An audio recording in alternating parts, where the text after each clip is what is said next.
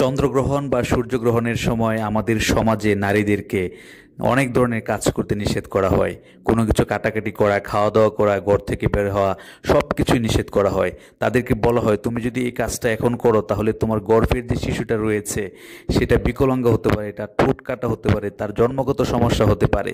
কিন্তু ইসলাম আসলে কি বলে? তার আগে আমরা জানবো ইসলামের আগের সমাজটা কেমন ছিল।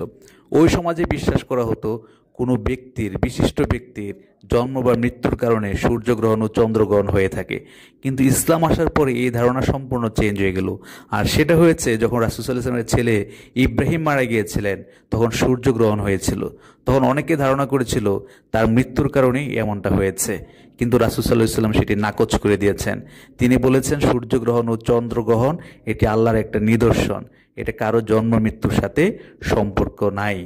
তিনি তাদেরকে নামাজ পড়তে বলেছেন, আল্লাহর শ্রেষ্ঠত্বের জানান দিতে বলেছেন যখন চন্দ্রগ্রহণ বা সূর্যগ্রহণ হয়।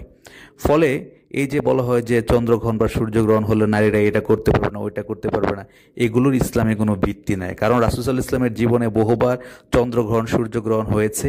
তিনি কখনোই কোনো নারীকে এই ধরনের কোনো নির্দেশ দেননি যে তুমি এই কাজ করতে পারবে না, ওই কাজ করতে পারবে না।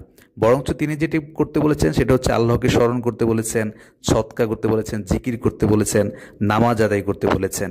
সেই কারণে আমরা এইসব ভ্রান্ত ধারণা দূর করে রাসূল সাল্লাল্লাহু আলাইহি ওয়াসাল্লাম যেভাবে বলেছেন সেটি মেনে চলাই হবে উত্তম কাজ।